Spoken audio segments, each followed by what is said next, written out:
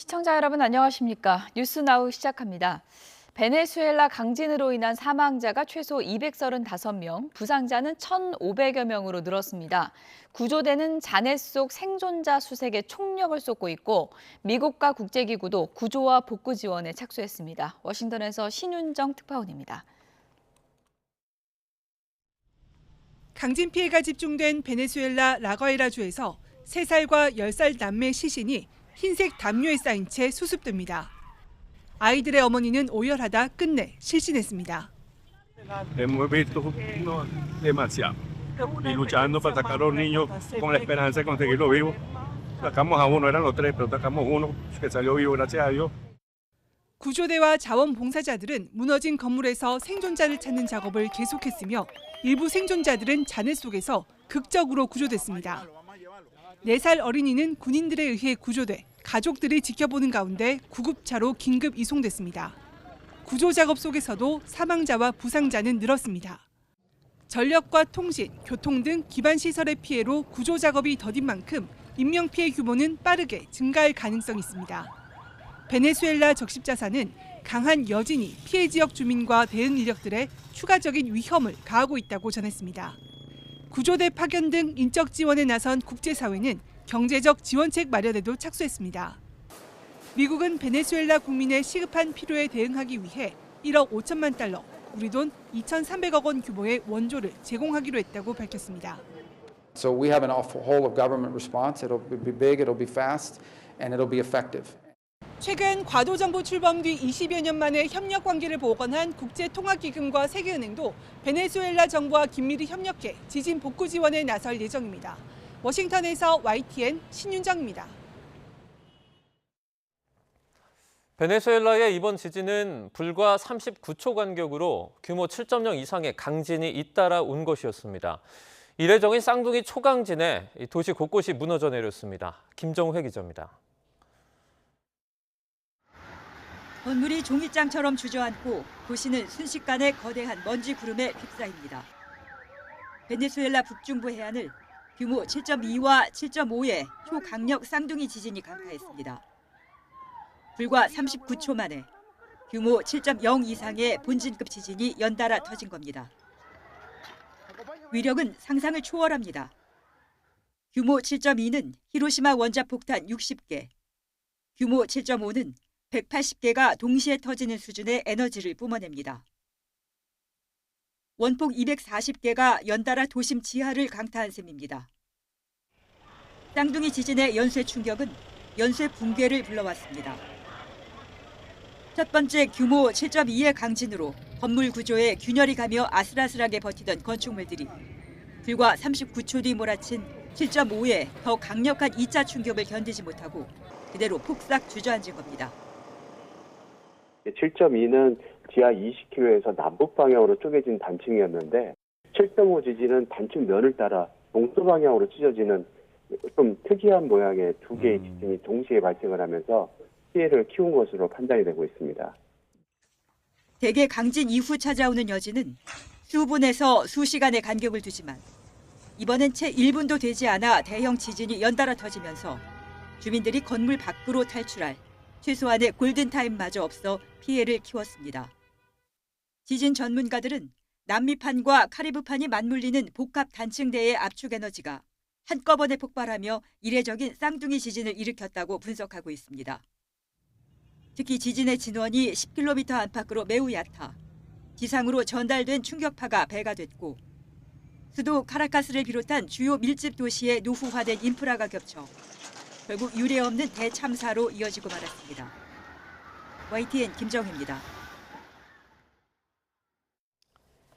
네, 유례없는 쌍둥이 지진이 몰고 온 참사, 김진도 과학재난 전문기자와 분석해 보도록 하겠습니다. 어서 오세요. 네, 안녕하세요. 네, 지금 정확한 인명피해가 확인은 되지 않고 있는데 네. 10만 명까지 이를 수 있다. 이런 분석인 거죠? 그렇습니다. 이런 지진 같은 대형 재난이 발생하면 미국의 USGS, 그러니까 지질조사국에서 발표를 합니다. 네. 인명피해에 따라서 4단계 정도를 발표를 하는데 노란색, 황색, 주황색, 적색 경보를 발령합니다. 적색 경보는 1,000명 이상의 사망자가 발생할 가능성이 있을 때 발령을 하는데 이미 베네수엘라는 현재 적색 경보 상태입니다. 그러니까 최대 10만 명 정도의 사망자가 발생할 수 있다라고 지금 보고 있는데 어제보다 오늘이 한 10배 정도 늘었거든요. 예. 그런데 주요 도시만 지금 사상자를 지금 수색을 하고 있는 거고 이 피해 지역이 베네수엘라의 중북부 지역인데 해안가에 연해에 있는 지역입니다. 제3의 도시 바르셀로나라는 곳에 100만 인구가 살고 있고요. 카라카스, 수도 카라카스까지 영향을 줬는데 300만 정도가 살고 있습니다.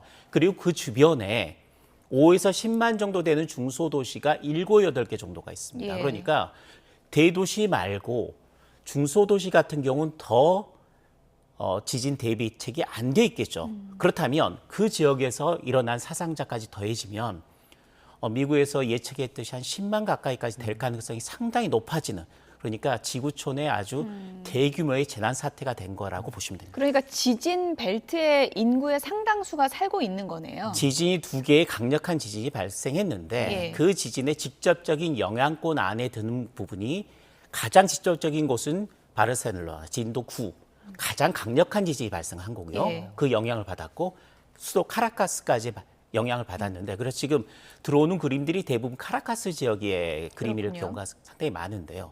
그 사이 지역 작은 도시는 아직까지 손도 못 대고 있는 그런 상황이라고 보시면 됩니다. 이번 지진의 가장 큰 특징이 이제 39초 간격으로 네. 큰 지진이 연달아 터진 쌍둥이 지진이라는 점인데 이게 상당히 드문 사례죠. 지진에 쌍둥이 지진은 없습니다. 어. 쌍둥이란 말은 2개의 개체가 다 강하다는 이야기죠. 살아있다라는 이야기입니다. 네네. 그런데 보시면 경주 지진을 처음 발생했을 때 규모 5.1의 지진이 났습니다. 그래서 그게 굉장히 강한 지진이라고 했는데 40여 분 정도 뒤, 정확히는 38분 정도 뒤에 규모 5.8이 나왔습니다. 똑같은 지점에서요. 그랬을 때 규모 5.8을 본진, 그리고 규모 5.1을 전진이라고 부릅니다. 예. 그런데 이번 건은 5점대가 아니라 규모 7까지 올라갔거든요. 규모 7.2의 지진이 일어난 뒤에 규모 7.5의 지진이 일어났는데 그 사이 간격이 겨우 39초입니다. 그러니까 전진, 본진이라기보다는 2개의 강력한 지진이 거의 비슷한 위치에서 지하를 때렸다. 이렇게 보시면 됩니다. 그러니까 이런 대참사로 이어질 수밖에 없는 극히 이례적인 현상이고 저는 처음 봤고요. 또 전 세계의 지진 역사 중에서도 이런 현상으로 나타난 굉장히 짧은 간격에 2개의 강력한 지진이 발생한 것은 유례를 찾아보기 어려운 사건이다. 이렇게 보시면 됩니다. 네, 어쨌든 39초 사이지만 그 간격이 있게 이제 일어난 건데 첫 번째 지진이 두 번째 지진에 영향을 줬다 이렇게 볼 수 있는 거겠죠? 보통 그렇습니다. 예. 이 지진 같은 경우에는 첫 번째 지진이 발생한다라는 것은 전진이라고 말씀드렸잖아요. 예. 어떻게 그 단층대가 있으면 단층대에서 나 곧 터질 거야. 지진이 큰 지진이 일어날 거야를 미리 알려주는 작은 지진이 전진입니다. 예. 그리고 정말 이 단층대가 찢어지면서 큰 지진이 나고 찢어진 이후에도 이 단층대가 안정되기 전까지 계속해서 지진이 나는 게 여진입니다. 그러니까 전진과 본진, 여진이 있는 거죠. 그런데 보통 전진과 본진은 며칠 사이 간격을 두기도 하고 예.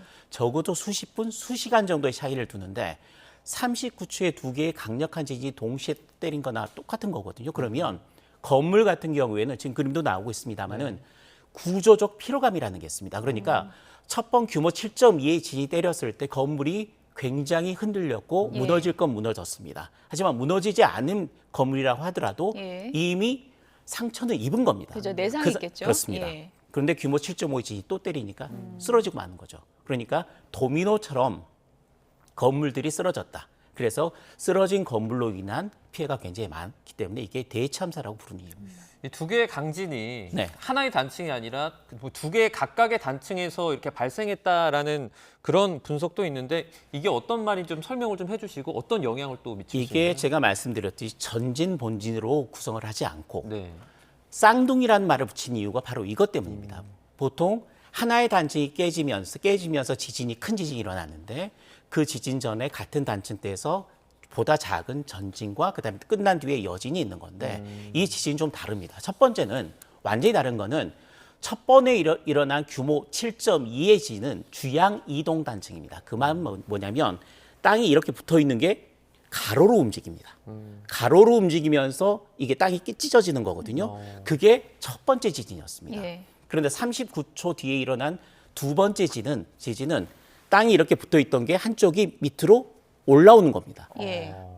한쪽 면이 올라오면서 발생한 지진. 그래서 역단층 지진이라고 부릅니다. 그런데 39초 사이에 이게 일어난 일은 첫 번째 단층 때하고 두 번째 단층 때가 서로 다른 단층입니다. 그러니까 첫 번째 지진이 일어나면서 규모 7.2의 에너지가 옆에 있는 또 다른 단층 때를 때리면서 그게 방아쇠가 돼서 규모 7.5의 또 다른 강력한 지진이 39초 만에 일어났다. 그렇게 보는 게 맞고요. 그렇기 때문에 전진, 본진, 여진 형태가 아니라 두 개의 강력한 쌍둥이 지진이 동시에 비슷한 지점에서 일어났다. 이렇게 보는 게 맞습니다. 그리고 뭐 지진 연구하는 분들이 추후에 상당히 이례적인 사례로 좀 분석을 하지 않을까 그런 생각도 드는데 위력은 무슨 원자폭탄 100개 수준이라는데 어떻게 이런 위력이 가능한가요? 이게 지진이 발생한 규모로 우리가 예. 보통 얘기하지 않습니까? 이 지진이 지하에서 일어나는데 이 지진이 일어났을 때 총 에너지 양을 규모라고 부릅니다. 그런데 규모 7.2라면 히로시마 원자폭탄의 수십 개 정도. 근데 규모 7.5면 7.2보다 7.5는 2.8배 정도 강합니다. 에너지가 더 많습니다. 그러니까 히로시마에 떨어진 원자폭탄이 한 100여 개 정도의 위력을 지녔다. 이렇게 이야기를 하거든요. 두 개의 이런 원자폭탄이 동시에 지하에서 빵빵 터지면 어느 지역이라도 피해를 갈 겁니다. 그런데 이번에 베네수엘라가 특히 더 피해가 컸던 이유 중에 하나는 너무 얕은 땅에서 발생을 했습니다. 지하 깊숙이가 아니라 첫 번째 지진은 지하 22km. 약간 깊습니다만 그래도 보통 지진에서 피해를 줬을 때 이 정도라면 큰 피해를 나는 거거든요. 그런데 두 번째 거 39초 뒤에 2.8배 강한 지진이 지하 10km에서 발생했습니다. 그러니까 지하에서 뻥 터진 그 에너지가 지상으로 바로 올라오면서 땅을 흔들어 버린 겁니다. 건물이 버틸 수가 없었겠군요. 그렇습니다. 아까 말씀드렸듯이 구조적 피로도를 말씀을 드렸는데 주양이동 단층과 역단층이라고 말씀드렸잖아요. 네네. 주양이동 단층은 가로로 움직입니다. 역단층은 세로로 땅이 흔들립니다. 예. 근데 생각을 해보시면 가로로 흔들리는 것 때문에 이미 건물들이 흔들렸어요. 예. 옆으로 이렇게 흔들렸거든요. 예. 그런데 갑자기 그 다음에 39초 뒤에 이렇게 흔들리는 진동이 온 겁니다. 그러니까 베네수엘라가 지금 경제 여건이 좋았다면 내진 설계도 충분히 했을 겁니다. 저 지역은 이미 지진이 있었던 지역이니까. 그런데 베네수엘라가 그동안 굉장히 경제가 안 좋았거든요. 예. 그런 상황에서 내진 설계가 제대로 돼 있을 수가 없었고 39초 만에 수평으로 흔들리는 게 수직으로 흔들려버리고 그것도 규모 7대. 히로시마 원폭이 거의 100개 정도의 그 에너지가 지하에서 가까운 곳에서 터지니까 건물들이 대부분 무너질 수밖에 없었고 저게 지금 화면으로 나오는 부분들이 대부분 그 대도시 지역인데 중소지역 도시 그리고 이게 지진 난 시각이 오후 6시 정도입니다. 아직도 그 빌딩에서 일하고 있는 사람도 있었을 거고요. 집으로 돌아와서 집에서 식사 준비를 하고 있었던 시기에 이렇게 강진이 연속으로 터지니까 인명피해가 커질 수밖에 없죠. 예. 지진 발생 지역이 해안가랑 가깝잖아요. 그래서 그렇습니다. 보통 우리가 말하는 쓰나미에 대한 걱정도 있는데 어떻습니까? 첫 번째 지진이 지하 22km에 있었고요. 이 지진이 일어나자마자 태평양 쓰나미 센터에서 이미 쓰나미 경보를 발령을 했습니다. 근데 네. 밤 사이에 쓰나미가 관측이 되긴 했는데 높이가 1에서 2m 정도. 그러니까 아주 심한 쓰나미는 아니었습니다. 하지만 해안가 지역 같은 경우에는 내진 설계도 안 돼 있는 데다가 쓰나미 피해까지 했기 때문에 굉장히 고립된 지역도 많고 피해를 입은 지역이 많을 텐데 아직까지 거기까지 확인이 되지는 않고 있습니다. 네. 지금 뭐 상황이 물자가 부족해서 뭐 맨손으로 구조 작업을 네. 벌이고 있는 그런 상황이고 한 가지 이제 걱정이 되는 부분은 쌍둥이 지진이라는 이례적인 현상이 발생하기 때문에 여진의 현상이나 이런 것도 추후에 이례적인 현상이 계속되지 않을까 그런 걱정도 좀 있거든요. 그렇습니다. 경주 지진을 한번 다시 예로 들면 예. 경주 지진이 규모 5.8이었습니다. 우리나라에서는 가장 큰 지진이었고요. 그런데 이후에 여진이 1년간 지속이 됐습니다. 1년 뒤에도 그 지역에서 여진이 계속해서 발생을 예. 한 거죠. 규모 7.2, 7.5의 지진이 났습니다. 동시에 났고 단층이 달랐습니다. 그렇다면 여진은 적어도 1년 이상 가야 된다고 보고요. 그다음 문제는 이 여진이 구조나 아니면 구조에 영향을 줄 수 있느냐 없느냐. 예. 일주일이 고비입니다. 규모 일주일이요? 7.2, 7.5면 적어도 아직까지 위험하게 서 있지만 건물들 다시 무너뜨릴 수 있는 규모 6 정도의 지진이 또 날 수 있습니다. 그게 여진으로 할 수 있는데 그게 일주일에서 열흘 정도까지는 봐야 됩니다. 거기까지 좀 봐야 되고 그 이후에도 규모 4대, 2대, 3대 정도의 지진은 1년 이상 지속될 겁니다. 네. 자, 마지막으로 하나만 더 짧게 여쭤볼게요. 베네수엘라 지진 직후에 일본이나 미국에서도 그렇죠. 뭐 이제 지구 연쇄 폭발이 나오지 않냐 이런 우려들도 좀 나오고 있거든요. 가능성이 있나요? 일본은 환태평양 조산대입니다. 태평양을 둘러싸고 있는 지진과 화성이 많은 지역이죠. 베네수엘라는 대서양 지역입니다. 판이 다릅니다. 그리고 일본과 베네수엘라는 14,000km 떨어져 있습니다. 네네. 우연의 일치일 뿐이지 이 베네수엘라 지진이 일본과 또는 미국에서도 규모 5점대 지진이 났었는데 영향을 줬다라는 건 넌센스입니다. 네, 일단은 뭐 구조 작업에 총력을 쏟아야 되는 시점인 것 같고요. 지금까지 김진두 과학재난 전문 기자였습니다. 고맙습니다. 고맙습니다.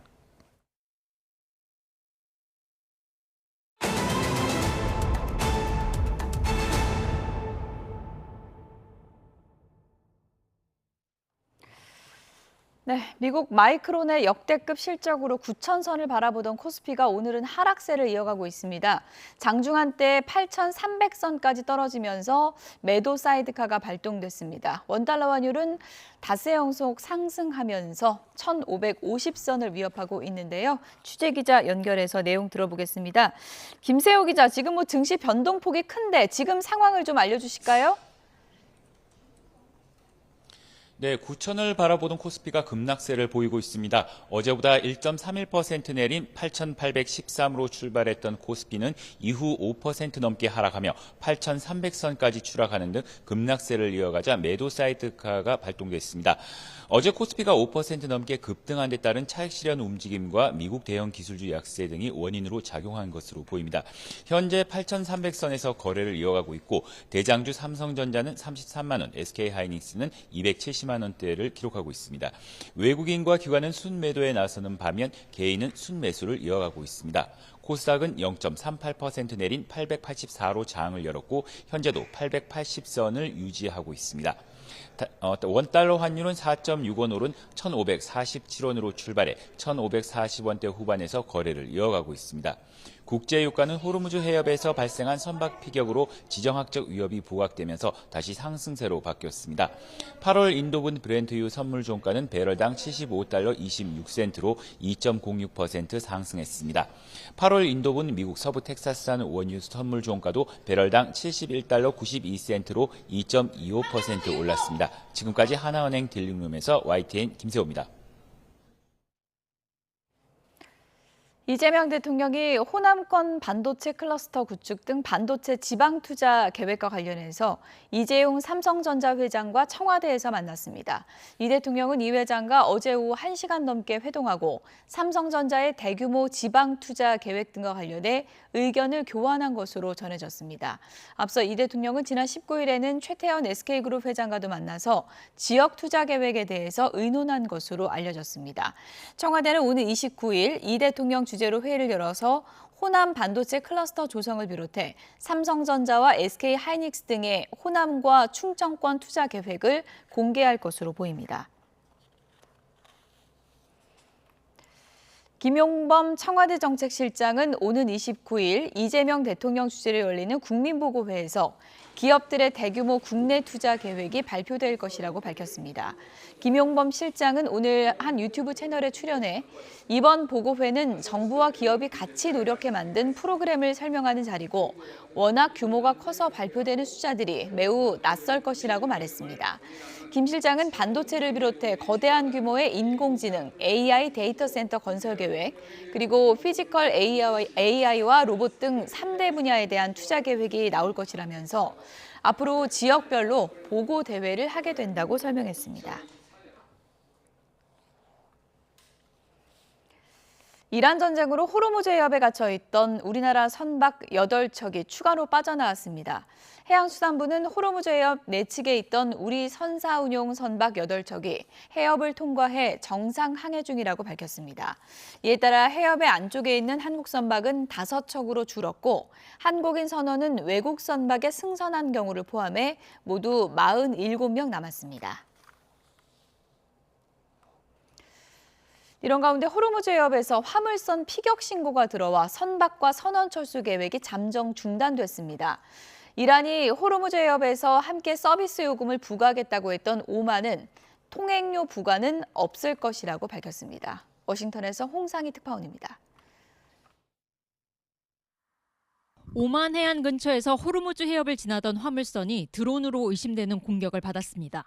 누가 공격을 했는지 밝혀지진 않았지만 이란 당국은 지정 구역을 벗어날 경우 안전 통항을 보장할 수 없다고 경고했습니다. 선박 피격 사건이 일어나면서 국제해사기구는 호르무즈 해협에서의 선박 철수 계획을 잠정 중단했습니다. 바레인 수도 마나마에서 마코 루비오 미 국무장관과 만난 오만 외무장관은 호르무즈 해협에서 통행료를 부과하는 일은 없을 거라고 말했습니다.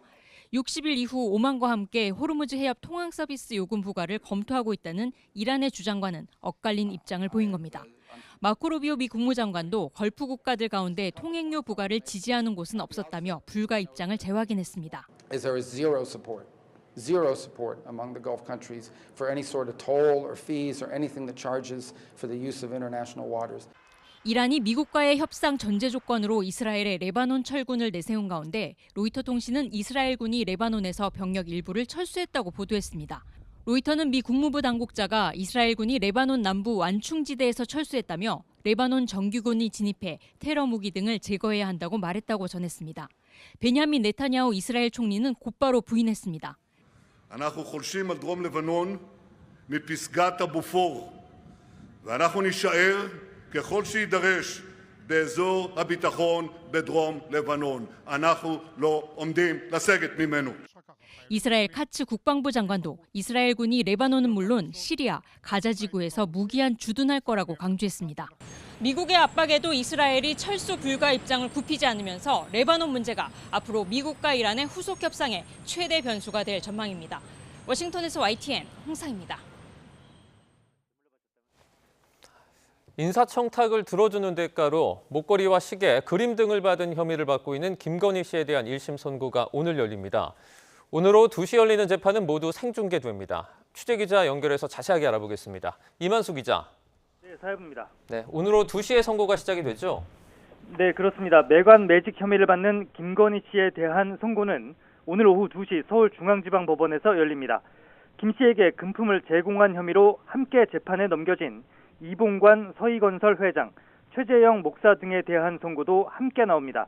법원은 민중기 특검팀과 방송사 등의 신청을 받아들여 1심 선고 공판 과정 전체를 생중계하기로 결정했습니다.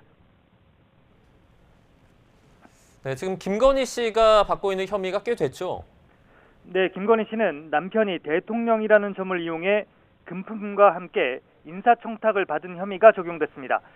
그런데 목걸이부터 명품 시계, 명품 가방, 금 거북이까지 김건희 씨가 받은 것으로 의심되는 금품이 꽤 많습니다. 먼저 이봉관 회장에게 지난 2022년 마사위 인사청탁과 함께 반클리프 아펠 목걸이, 티파니 브로치, 그라프 귀걸이 등 1억 원이 넘는 귀금속을 수수한 혐의를 받고 있습니다. 또 지난 2022년에는 이배용 전 국가교육위원장에게 265만 원 상당의 금거북이를, 로봇계 사업가에게는 3,900만 원가량의 바세론 콘스탄틴 손목시계를 받은 혐의도 적용됐습니다. 특검은 또 김건희 씨가 최재형 목사에게 청탁과 함께 540만 원 상당의 디올 가방, 그리고 지난 2023년에는 김상민 전 검사에게 1억 4천만 원 가량의 이우한 화백 그림을 받았다고 판단해 모두 기소했습니다. 네, 특검이 징역 7년을 넘게 구형한 상태죠?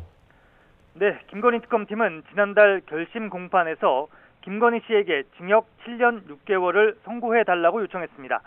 당시 특검팀은 김건희 씨가 통상적인 친교 관계라면 도저히 주고받기 어려운 고액의 귀금속과 미술품, 명품 시계와 가방 등을 지속적으로 수수했다고 지적했습니다. 이어 대통령의 영향력을 거래 대상으로 삼는 매관 매직 행위로 단순한 개인 비위 차원을 넘어서 국가 권력의 공정성과 청렴성에 대한 국민 신뢰를 심각하게 훼손했다고 비판했습니다. 특검팀은 김 씨가 헌정사에서 찾아보기 어려울 정도로 중대한 부패 범죄를 저지르고도 반성하지 않고 있다면서 엄벌이 불가피하다고 강조했습니다. 반면 김 씨는 금품은 받았지만 구체적인 청탁은 없었다면서 혐의를 부인하고 있는데 오늘 재판 결과가 주목됩니다. 지금까지 사회부에서 YTN 이만수입니다. 여야가 검찰의 보안 수사권 문제를 놓고 신경전을 벌이고 있습니다. 어제 김민석 국무총리가 보안 수사권 폐지 입장을 발표한 것을 놓고 국민의힘은 민주당 전당대회 때 명청대전 승리를 위해 보안 수사권을 포기했다고 비판했습니다. 한성수 국무총리 후보자에 대한 인사청문회도 이틀째 이어지고 있습니다. 취재기자 연결해서 자세하게 알아보겠습니다. 이동우 기자, 이 검찰의 보안 수사권 문제를 놓고 여야는 물론 여당 내부에서도 신경전이 벌어지고 있죠. 예, 그렇습니다. 김민석 국무총리는 어제 검찰 개혁 관련 브리핑에서 검찰의 보안 수사권 폐지를 기본 입장으로 정하고 정부가 별도의 입법안을 만들지 않고 국회 논의를 존중하겠다고 밝혔는데요. 이에 대해서 민주당 전당대회에서 김 총리와 승부를 벌일 것으로 예상되는 정청래 전 대표는 범민주 진보 연합을 통해 재헌절 전에 보안 수사권 폐지를 끝내자고 강조했습니다. 또 정부가 1년 동안 허송세월한 것은 아닌지라며 시간 끌기용 꼼수가 아니길 기대한다고 견제구를 날리기도 했습니다. 이에 친명계인 이건태 의원은 여당 대표였던 사람이 정부의 공식 입장에 대해 시간 끌기를 운운하다니 실망을 넘어서 충격이라고 비판했습니다. 국민의힘은 이재명 정권이 8월 17일 민주당 전당대회 때 명청대전 승리를 위해 보안 수사권을 포기하기로 했다면서 국정 운영보다는 당권 투쟁이 더 중요하다는 뜻이라고 비판했습니다. 정정식 원내대표는 오늘 원내대책회의에서 보안 수사권은 민생범죄 피해자의 억울함을 풀어주기 위해 반드시 필요한 수사 장치라면서 이 핵심 국정의제에 대한 정부 안을 국회에 제출하지 않는 것은 국정 포기라고 지적했습니다. 이어 정부가 역할을 포기했으니 국회가 세밀한 보안 입법과 시행령을 마련해야 하는데 민주당 법사위 강경파 의원들은 민생범죄 수사 기능을 불가역적으로 망가뜨릴 것이라고 경고했습니다. 박성훈 수석 대변인도 논평에서 김민석 국무총리가 개딸 표심 구애에 눈이 멀어 보안 수사권을 제물로 바쳤다면서 무책임을 넘어선 직무유기이자 국기 문란이라고 비난했습니다. 여야 내부에서는 당내 갈등이 표출되고 있다고요? 예, 그렇습니다. 먼저 민주당 친문계인 더불어민주당 고민정 의원이 정청래 전 대표를 직격했는데요. 고 의원은 정 전 대표를 겨냥해서 어떤 기파에 서 있다고 해서 그 사람이 적통이냐면서 하늘에 계신 그분들이 인정하시겠느냐고 반문했습니다. 고 의원은 오늘 YTN 라디오 장성철의 뉴스 명당에서 민주당 적통은 소위 약한 분들을 위한 정치를 하는 것이라며 시대와 상황에 따라 노무현과 문재인, 이재명이라는 분이 나타나 전통성을 이어가는 것이라고 언급했습니다. 또 다음 달 1일로 예정된 이재명 대통령과 문재인 전 대통령 오찬 회동에 대해서는 당내 갈등이 걱정스러울 정도이기 때문에 두 분의 만남은 지금 국면을 안정시키기 위한 것이라고 해석했습니다. 국민의힘 장동혁 대표는 지방선거 패배에 책임을 지고 대표직 사퇴를 촉구하고 있는 쇄신파를 직격하면서 기강 잡기를 선언해 당내 갈등의 골은 더욱 깊어질 것으로 보입니다. 장 대표는 특별한 명분도 없이 지도부를 흔드는 것이 쇄신이나 혁신처럼 받아들여져 왔다면서 이제는 이를 바로잡겠다고 말했습니다. 장 대표는 오늘 매일신문 유튜브에 출연해 지난해 연말부터 원래 행사처럼 5일날 장날만 되면 오는 약장수처럼 사퇴 요구를 한다면서 지도부의 방향이 여론과 당심에 부합하는데도 잘못됐다고 하는 것은 배당 행위라고 강변했습니다. 이어 당을 갈등의 소용돌이에 넣지 말자는 뜻에서 지방선거 이후로 미뤄둔 조치들이 많다면서 징계 요청에 답을 할 때가 됐다고 강조했습니다. 또 징계가 필요한 사안에 대해서는 절차와 내용을 면밀히 검토해 새로운 논란이 생기지 않도록 하겠다고도 언급했는데 앞서 배현진 의원 등에 내린 중징계가 법원에서 무효화된 것을 염두에 둔 것으로 풀이됩니다. 오늘 한성숙 총리 후보자에 대한 이틀째 인사청문회도 이어지고 있죠? 예, 그렇습니다. 국회 인사청문특별위원회는 오늘 한성숙 국무총리 후보자 인사청문회를 이틀째 이어가고 있는데요. 어제 청문회에 이어서 한 후보자의 부동산 처분 과정과 양평 땅 농지법 위반 논란을 놓고 여야 간 재격돌이 벌어지고 있습니다. 민주당은 이번 인사청문회와 관련해 국민의힘은 막말과 인신공격이 아닌 국무총리 후보자의 역량 검증에 집중하라고 촉구했습니다. 이주희 민주당 원내대변인은 국민의힘은 후보자를 향해 권력 마귀, 미꾸라지 등 원색적인 막말로 청문회의 본질을 훼손했다며 이같이 지적했습니다. 국민의힘은 네이버의 성남FC 후원 의혹을 집중적으로 다룰 것으로 보입니다. 국민의힘은 한 후보자가 부사장 겸 네이버 서비스 총괄 이사 재직 당시 네이버가 성남FC에 40억 원을 후원했다는 의혹을 제기하면서 총리 후보자의 부적격성을 부각한다는 전망입니다. 청문회는 오늘 마무리될 예정이지만 여야 간 팽팽한 대치로 인사청문 심사 경과보고서 채택은 난항을 겪을 것으로 예상됩니다. 지금까지 정치부에서 YTN 이동호입니다.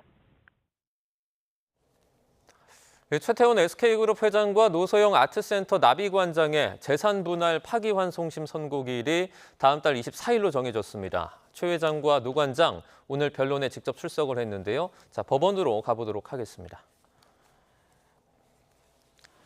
네, 조금 전에 이제 최태원 SK그룹 회장이 서울 고등법원을 나오는 모습입니다. 이렇게 경호를 받으면서 이제 지금 차량으로 향하고 있는데요. 파기환송심 재판부 지난 1월 9일에 첫 변론을 열었다가 3개월 만에 조정에 회부를 했습니다. 그리고 SK 주식이 재날 분할 대상인지 등 핵심 쟁점에서 이견이 좁혀지지 않았고요. 그래서 조정이 무산이 됐습니다. 자, 이제 다음 달 24일 세기의 재산 분할 파기환송심 선고가 진행이 되는데요. 이번에는 노소영 아트센터 나비관장의 조금 전에 이제 서울 고등법원을 나오는 모습도 보고 계십니다. 들어갈 때 이제 취재 기자들이 여러 가지 질문을 던졌는데요. 그 질문에는 답변을 하지 않고 지금과 비슷하게 이 묵묵부답으로 이제 들어갔었습니다. 자, 이제부터 이제 최 회장 같은 경우에는 또 들어갈 때 기자들이 여러 가지 질문을 던졌는데 잘 마치고 나오겠다. 이 정도의 짧은 답변만 하기도 했는데요. 이제 다음 달 24일에 세기의 재산 분할 파기환송심이 선고가 될 예정입니다. 자세한 내용은 또 저희가 추가적으로 들어오면 전해드리도록 하겠습니다.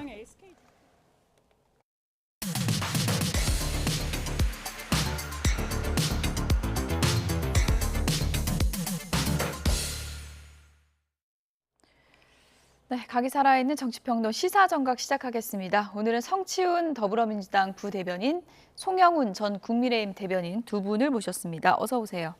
네, 이 얘기부터 해보겠습니다. 이재명 대통령이 다음 주에 문재인 전 대통령 청와대로 초청을 해서 오찬을 갖는다고 합니다. 네.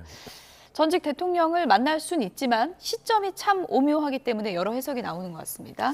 근데 사실 역대 대통령들이 전직 대통령을 초청해서 식사했던 시기를 보면 예. 집권 1년차 때는 뭐 다들 정신이 없으셨던 것 같아요. 초청해서 식사를 했던 적은 없습니다. 뭐 짧게는 윤석열 정부만 보더라도 윤석열 대통령도 박근혜 전 대통령도 집권 2년차 때 불러서 식사를 했었고 이명박 대통령은 집권 3년차 때 불러서 예. 식사를 했습니다. 멀리 가도 참여정부 때도 노무현 대통령도 전직 대통령들을 초청한 식사 자리를 다 2년차 때 진행을 했습니다.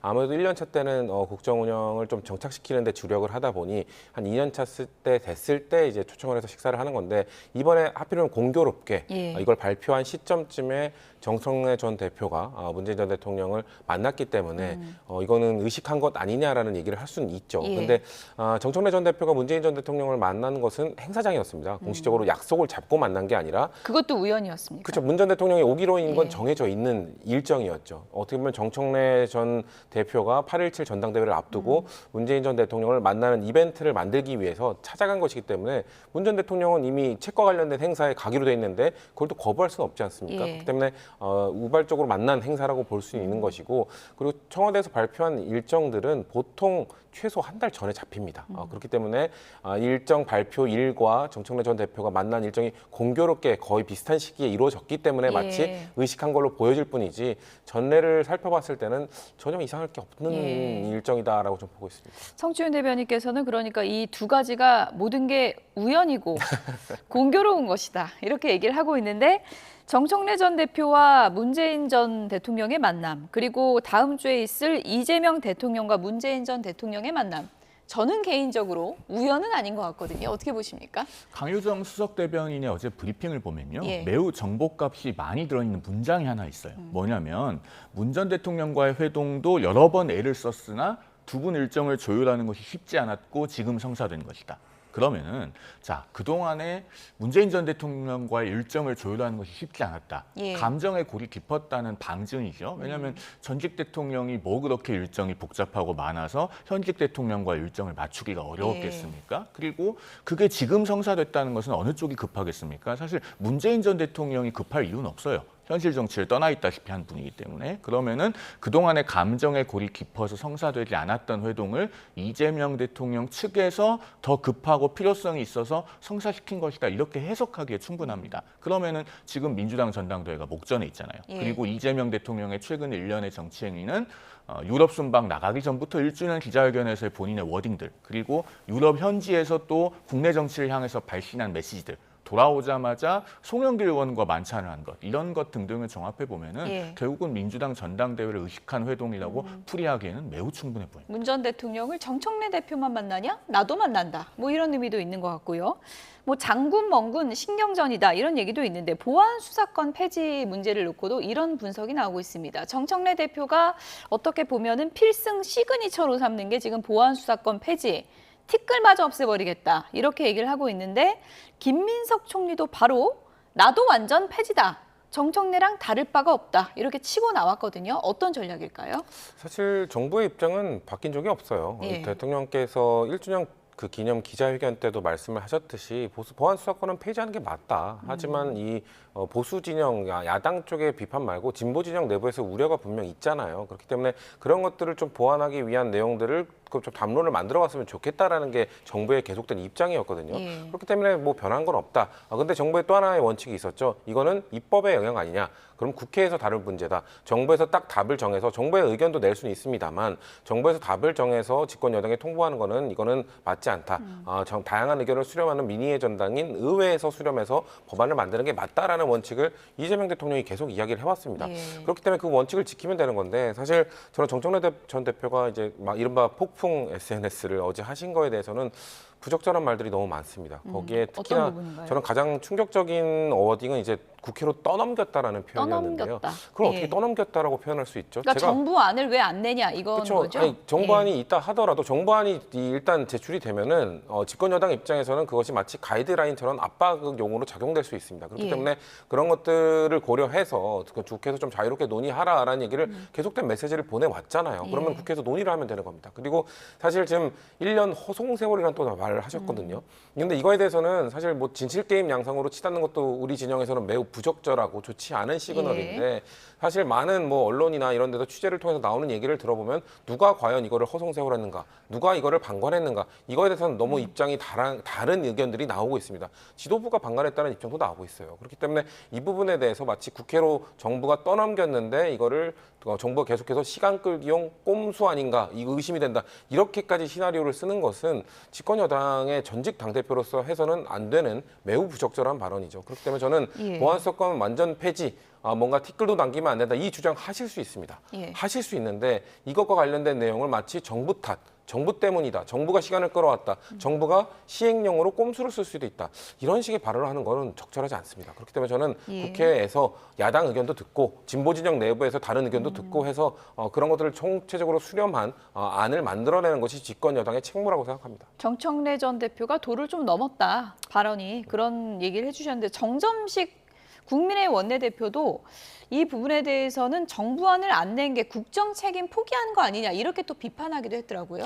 검찰이 언제 폐지되냐면요. 올해 10월 2일부터 폐지됩니다. 그러면은 검찰 폐지 이후에 우리 형사사법 시스템을 어떻게 작동시킬 것인지 가장 기본이 되는 법안인 형사소송법 개정안은 지금 좀 완성이 되어 있고 확정이 되었어야 됩니다. 예. 이제 98일밖에 안 남았거든요. 그런데 아직도 보안수사권을 둘지 말지를 가지고 옥신각신하고 있고 정리를 못하고 있어요. 이것 자체가 크게 잘못된 겁니다. 청와대도 김민석 총리가 이끄는 내각도 또 정청래 대표가 이끌어온 민주당도 잘한 게 하나도 없어요. 그리고 이 보안수사권 문제를 전당대회 권력 다툼의 팩감으로 소모하고 있는 것은 정말로 개탄스러운 일입니다. 그러니까 정청래 대표도 강성 지지층을 결집시키기 위해서 보안수사권 전면 폐지 한 줄만 SNS에 올렸던 것 아닙니까? 그런데 김민석 총리도 이 전당대회에서 정청래 전 대표와의 모든 차별점을 없애고 예. 대통령과 뜻이 통하는 후보냐 아니냐 이 한 가지 지점에서만 전선을 펼치기 위해서 본인도 보안수사권 폐지가 정부의 입장이다 이렇게 정리를 해버렸어요. 그러면 그 안에 국민은 어디 있습니까?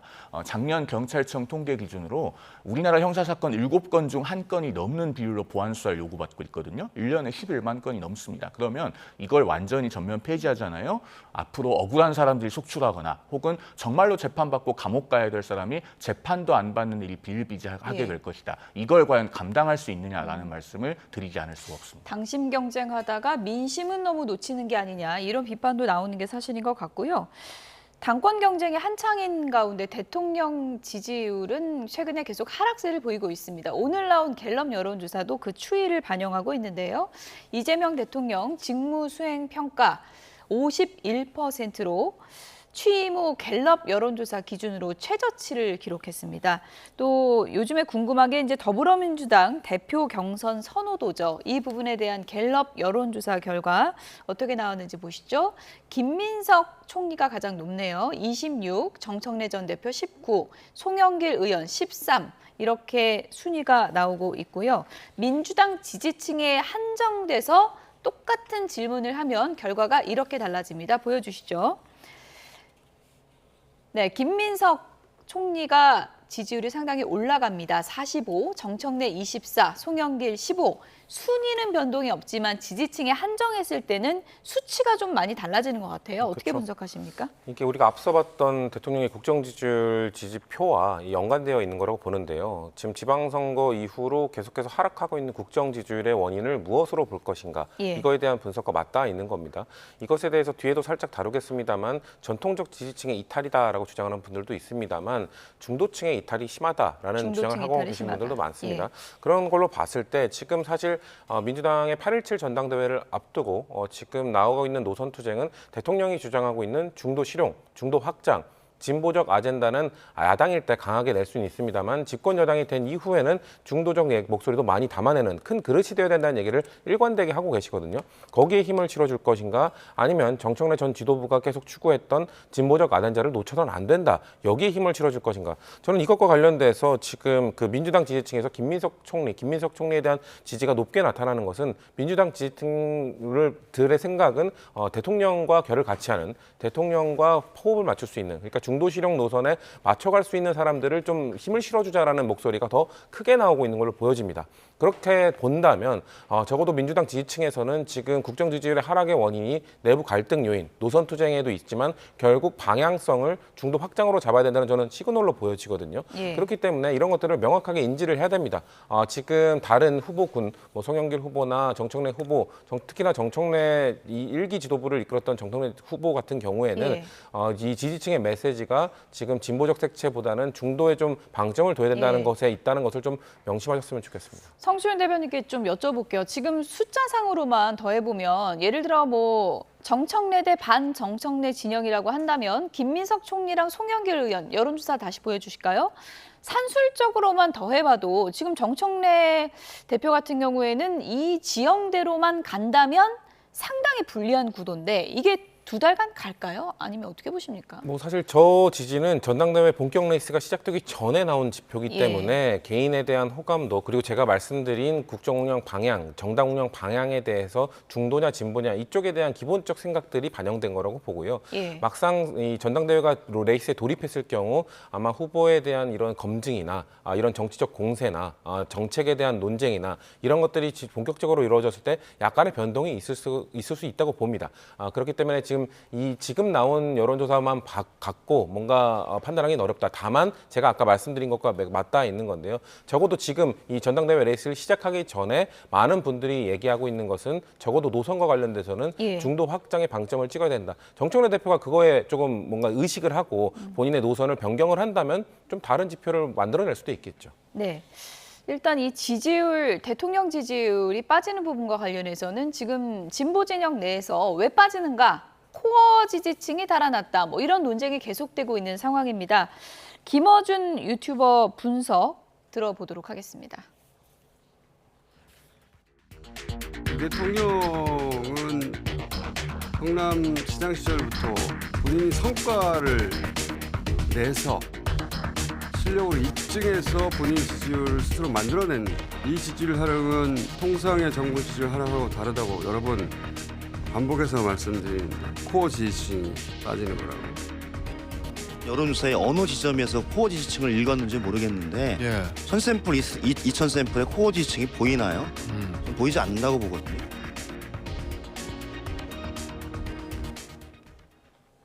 네.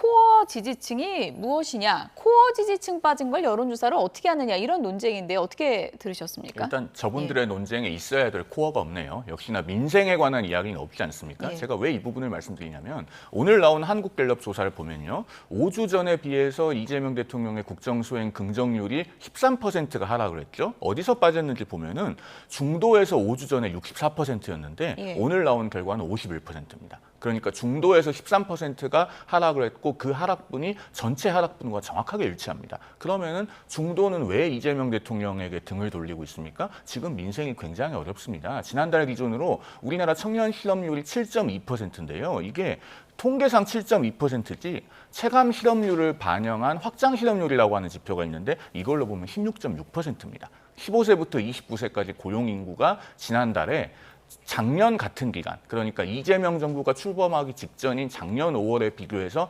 25만 5천 명이나 줄어들었거든요. 이게 코로나 이후 5년 4개월 만에 최대 감소폭이에요. 그 정도로 국민의 삶이 어렵고 그다음에 부동산은 서울 전셋값이 주간 기준으로는 12년 8개월 만에, 월간으로는 12년 7개월 만에 최고 상승률을 기록하고 있습니다. 서울 아파트값은 이재명 정부 들어서 단 한 주도 빼놓지 않고 올라서 지금 72주 연속 상승했어요. 14주만 더 오르면은 문재인 정부 때 신기록 85주를 깹니다.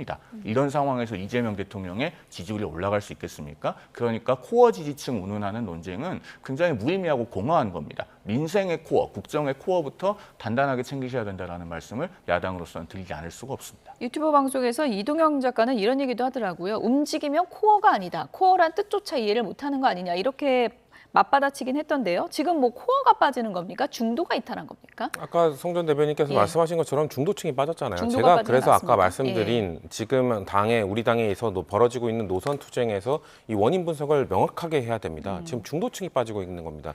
지방선거에서 서울시장 선거를 패배하고 우리가 예상했던 것보다 더 좋은 성적표를 받지 못했던 것, 결국 중도층의 이탈이거든요. 중도층의 이탈이 뭐 때문에 이루어졌냐?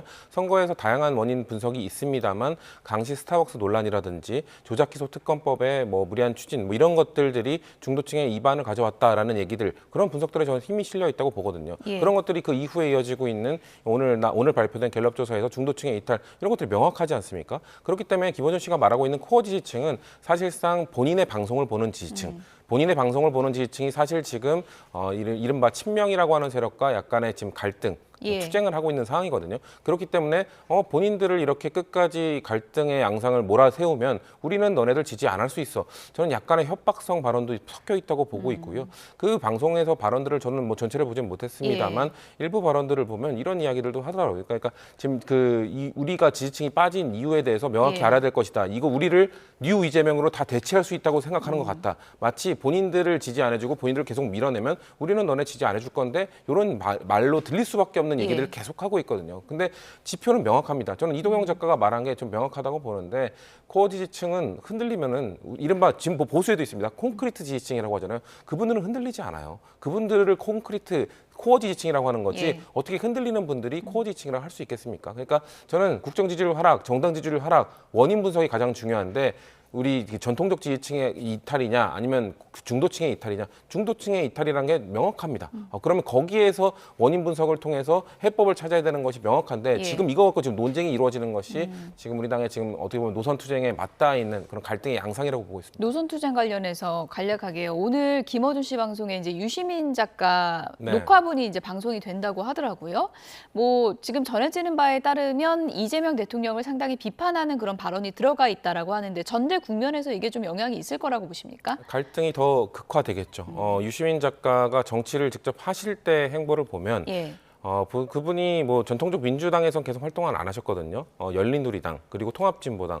열린우리당과 통합진보당의 말로를 보십시오. 어떻게 됐습니까? 갈등이 매우 극심해졌고 당은 쪼개졌습니다. 그렇기 때문에 유시민 작가가 이번에 전당대회에 본격적으로 참전을 하게 된 걸로 보여지는데 아마 지금 제가 말씀드린 노선 투쟁과 관련된 아마 유시민 작가는 정청래 전 지도부와 같이 진보적 아젠다를 이뤄선 안 된다라는 쪽에 힘을 실어줄 것 같은데 그 갈등이 더 격해질 것 같고요. 그 갈등의 양상이 더 심해질 것 같아서 저는 심히 우려스럽다는 말씀을 드리고 싶습니다. 네, 지금 뭐 정치권에서는 호남 반도체 투자 계획을 놓고 정치권에 좀 논쟁이 뜨거운 상황인 것 같습니다. 이재명 대통령이 수석 보좌관 회의에서 어떤 얘기를 했는지 얘기를 좀 들어보겠습니다.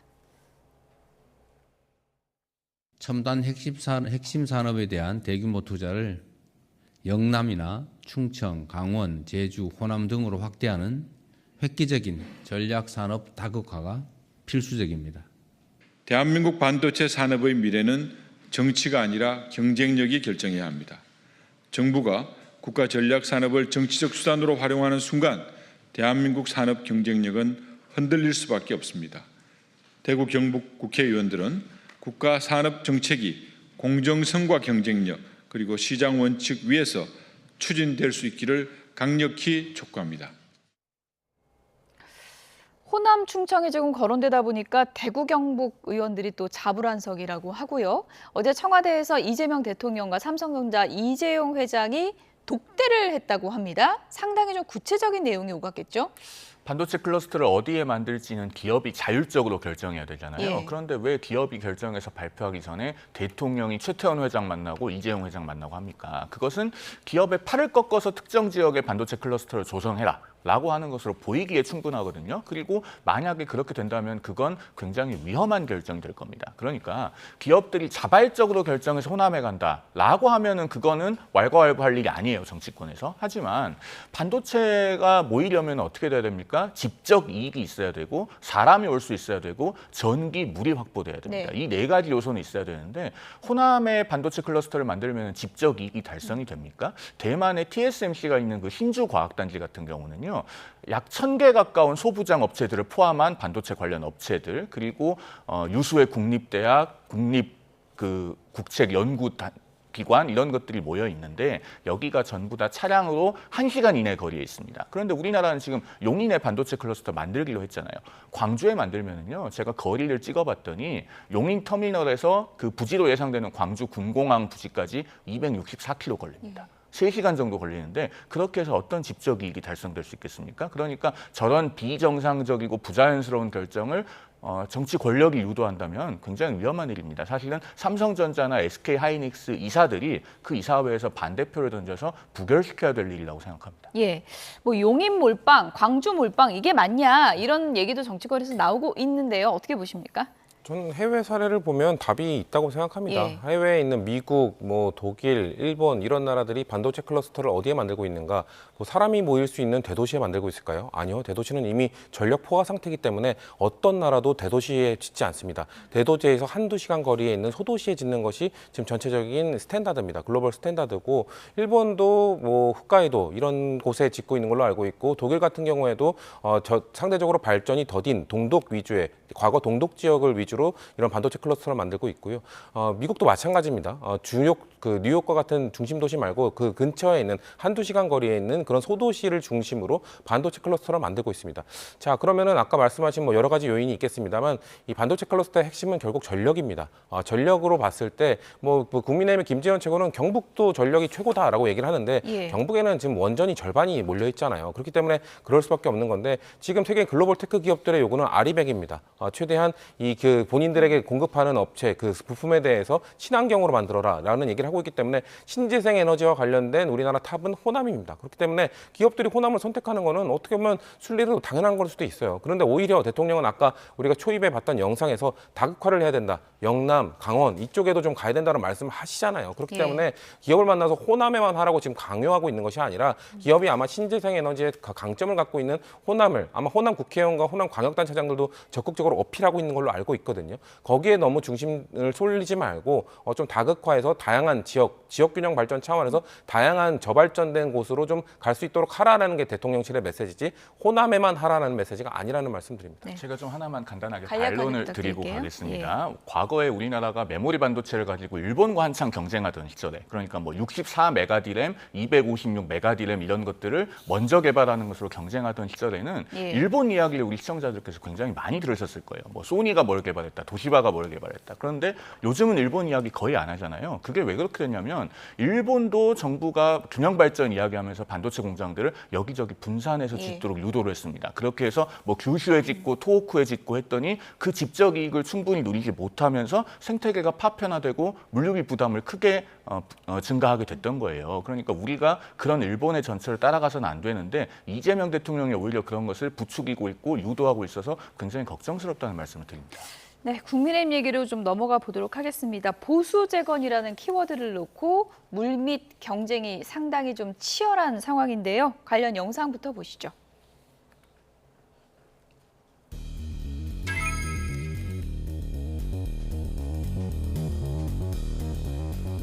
이래서는 안 된다고 생각합니다. 다시 2028년에 압승하고 2030년에 정권을 되찾아오는 것이 전 보수 재건의 목표라고 생각합니다.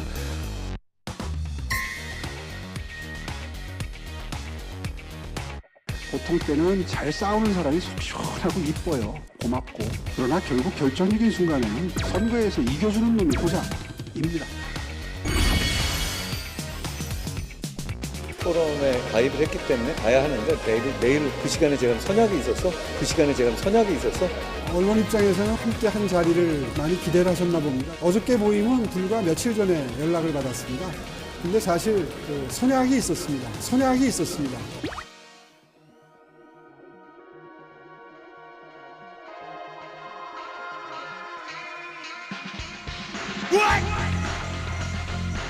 저는 우리 당을 바로 세우는 일이 보수 재건의 첫걸음이라고 믿습니다. 병원에 가서 병을 고치고 온 게 아니라 병이 더 깊어져서 온 것이 아닌가 망상해서. 실질적으로는 이미 물이 그쪽으로 흐르고 있고 두 사람은 그 물에 순응해서 가고 있고 한 분만 지금 그 물을 거슬러서 자꾸 헤엄을 치고 계세요.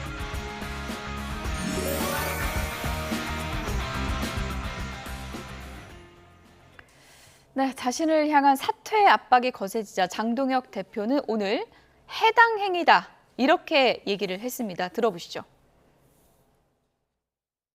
내 자리를 지키고 배지를 지키기 위해서 그냥 지도부를 흔들고 보자는 것밖에 안 된다. 거의 뭐 한 달에 한 번씩 원래 행사처럼 진행되어 왔던 일이고요. 뭐 거의 그냥 5일 장마다 오는 그냥 약장수처럼 그냥 장날만 되면 오는 약장수처럼 계속 지금 당대표의 사퇴를 요구하고 있습니다. 다수의 국민이 요구하는 재선거를 당대표가 이야기하고 있는데 이것은 우리 당의 일부 의원들의 생각과 다르니 저건 당론에 반하는 것이고 해당 행위다. 저는 그렇게 말씀하시는 분들의 그런 발언이 저는 분명하게 말씀드립니다. 그게 해당 행위입니다. 당대표 흔드는 게 해당 행위다. 해당 행위라는 거는 징계하겠다는 얘기입니까? 어떻게 해석해야 됩니까? 그렇게 해석을 할 수는 있는데 실제로 징계를 하기는 못할 거라고 봅니다. 장동혁 대표가 병원에서 퇴원한 이후에 일성으로 나의 거취는 당원들만이 결정할 수 있다고 했잖아요. 그런데 말은 그렇게 하면서 당원들이 결정할 수 있는 판을 만들고 있지는 않습니다. 즉 자신의 거취를 당원 재희인 투표에 붙이는 것과 같은 구체적인 정치 행위는 하지 못하고 정치적 수사, 레토릭만 있는 것이죠. 징계 문제도 마찬가지입니다. 그런 것을 암시하거나 시사할 수는 있어도 실제로 하게 되면 역풍이 어마어마할 겁니다. 민심이 일단 이해하지 못하고 그다음에 당내 국회의원들도 지금 의원총회에서의 무기명 투표 같은 것을 통해서 장동혁 대표에 대한 정치적 신임을 물을 수 있는 옵션이 있지만 아직 그런 것을 실행하지는 않고 있잖아요. 그런데 의원 중에 누군가가 장동혁 대표 사퇴론을 이야기했다고 해서 징계를 받으면 바로 그런 옵션이 실행되는 격발 장치가 됩니다. 그러니까 못할 것이고 제가 장동혁 대표에 대해서 한 말씀만 덧붙이면은 축구 감독이 라커룸에서 이게 팀이야 하면서 큰 소리를 지른다고 해서 명감독은 아니잖아요. 선수들을 설득할 수 있어야 되고 전술을 잘 구사해서 승리를 해야 명감독이고 리더십이 있고 입지가 굳건한 감독이 되는 겁니다. 정치 역시 마찬가지입니다. 당내 구성원들, 국회의원들을 설득하지 못하고 낯빛을 굳히고 징계를 시사하고 엄포를 놓는다고 해서 명대표가 되는 것이 아니다라는 말씀을 드립니다. 네, 사퇴 요구하면 해당 행위다. 이게 뭐 당 기강 잡기인가요? 어떻게 봐야 됩니까? 기강 잡기로 볼 수 없죠. 뭐 사퇴 요구 그리고 뭐 본인과 다른 이야기를 하는 사람, 본인에 대해 비판을 하는 사람이 해당 행위면 그러면은 장동혁 대표는 대한민국의 해당 행위자 아닙니까? 해국 행위자 아닙니까? 대통령에 대해서 계속해서 다수의 국민이 뽑아준 대통령에 대해서 임기를 채우지 못할 것이라는 뭐 이런 발언을 한다든가 뭐 이런 악질적 발언을 하고 있지 않습니까? 저는 그 민주주의 사회이기 때문에 그런 발언을 할 수 있는 야당 대표도 있다고 생각합니다. 그런데 같은 진영 내에서 그런 발언을 허용하지 못하는 장동혁 대표 이런 것들이 어떻게 민주정당의 대표라고 할 수 있겠습니까? 다만 지금 그 국민의힘에서 이뤄지고 있는 이런 일련의 이런 다툼 투쟁 이런 것도 우리 당이 겪고 있는 노선 투쟁과 크게 다를 바는 없다고 생각합니다. 근데 장동혁 대표는 우리 당은 지금 오른쪽으로 가서 왼쪽에서 오른쪽으로 가서 중도까지 확장하자는 건데 장동혁 대표는 보수인데 오른쪽으로 가서 극우까지 포용하자는 약간 그런 쪽으로 보수를 재건하자는 것 같고요. 예. 오세훈 시장이나 한동훈 의원 같은 경우에는 아니다. 너무 오른쪽으로 가면 안 된다. 중도 보수까지 아우를 수 있는 그쪽으로 보수를 재건해야 된다는 노선 투쟁의 성격으로 보이기 때문에 네. 글쎄요. 어떤 보수 진영에 계신 그 당원 많은 국민들이 어떤 분을 선택해 주실지 모르겠습니다만 적어도 일단은 지금 유리해 보이는 거는 당권을 잡고 있는 장동혁 대표를 물리적으로 끌어낼 수 있는 방법이 없기 때문에 아마 버티기를 하면 어떻게 뭐 막을릴 수 있는 방법이 없고 그렇기 때문에 지금 아까 우리가 처음에 봤던 영상처럼 오세훈 시장도 그렇고 한동훈 의원도 그렇고 일단 각자 도생의 길로 가고 있는 게 아닌가 좀 그렇게 봅니다. 그러니까요. 같은 노선에 있는 두 분도 요즘 잘 안 만나는 것 같아서 이 보수 재건이 어떻게 동력을 받을지 좀 보겠습니다. 성치훈 더불어민주당 부대변인, 송영훈 전 국민의힘 대변인 두 분이었습니다. 고맙습니다.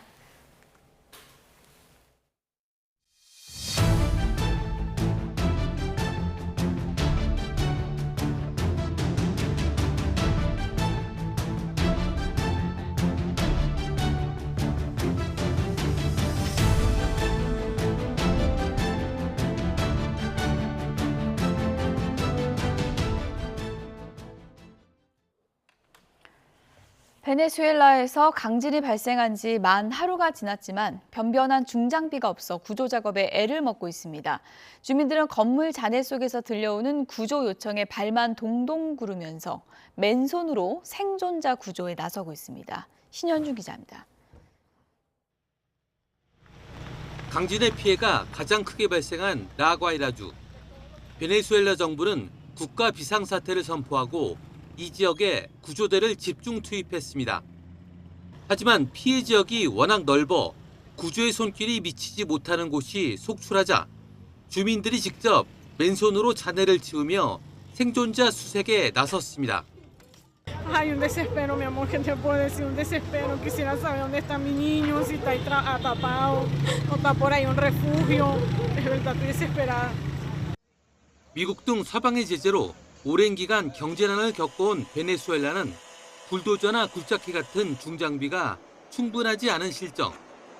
소방대원과 경찰, 자원봉사자까지 힘을 보태고 있지만 무너진 건물 곳곳엔 여전히 구조의 손길을 기다리는 사람들이 남아 있습니다.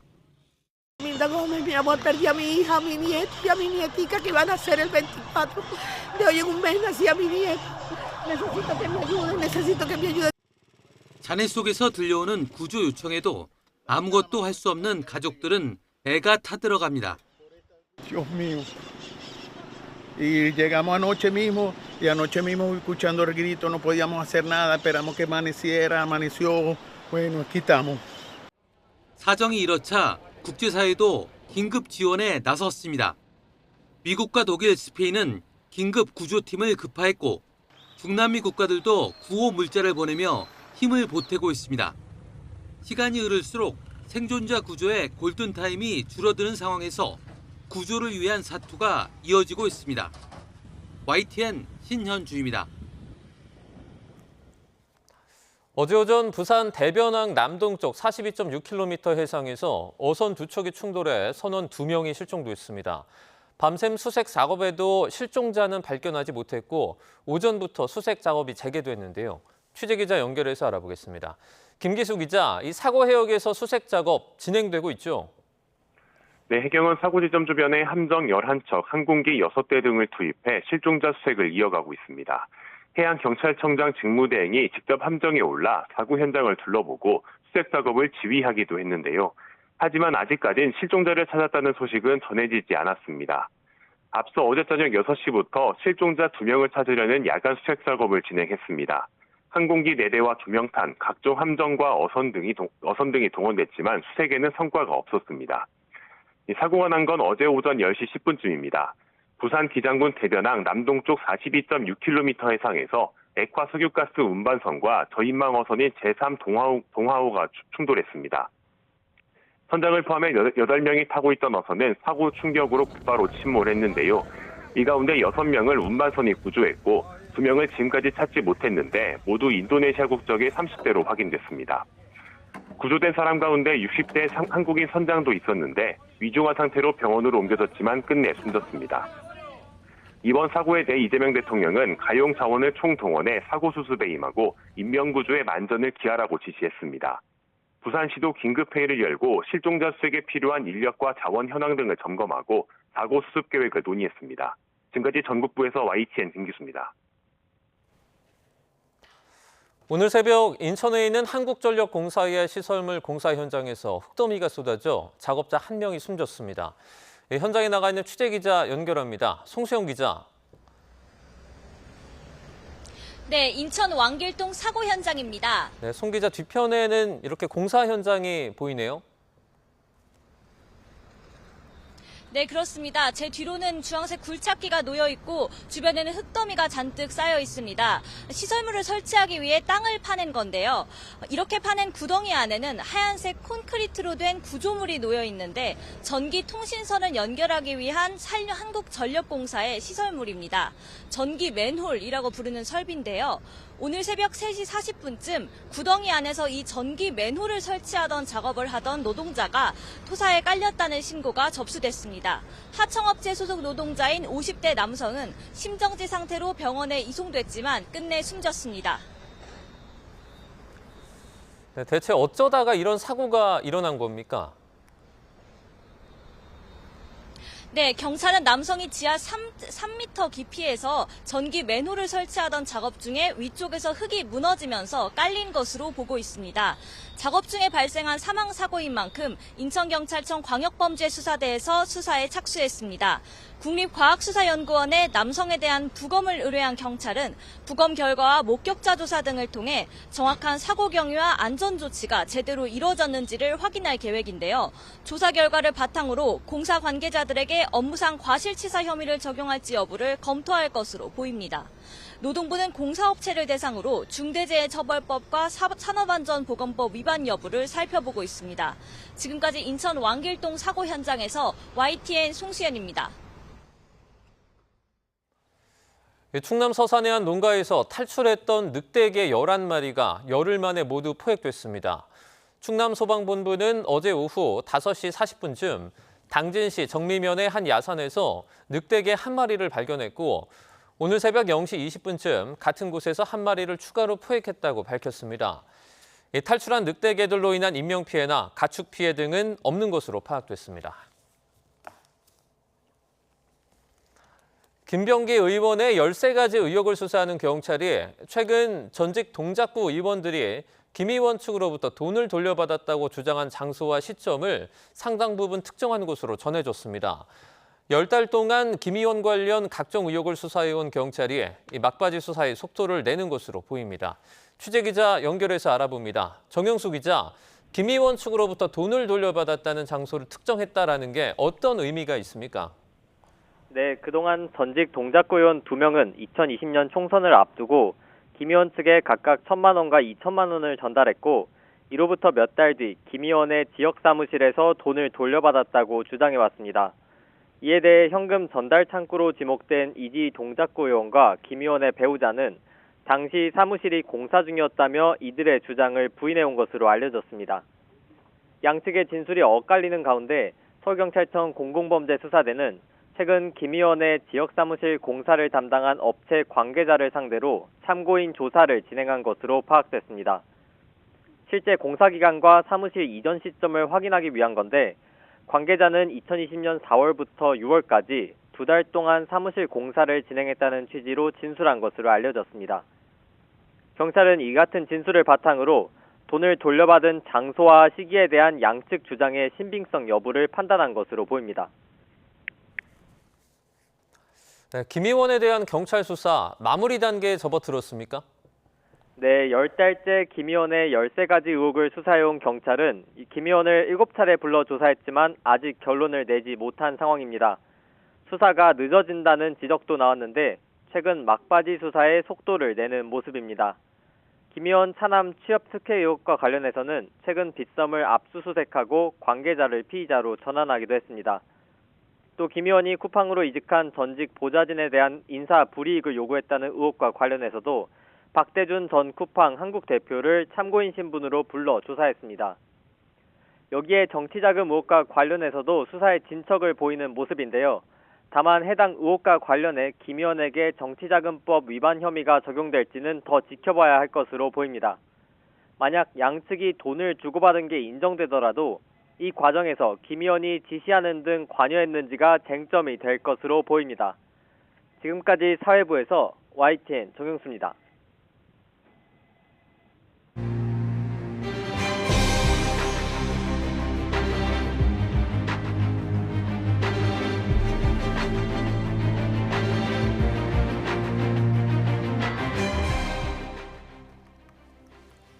인사청탁을 들어주는 대가로 목걸이와 시계, 그림 등을 받은 혐의를 받고 있는 김건희 씨에 대한 1심 선고가 오늘 열립니다.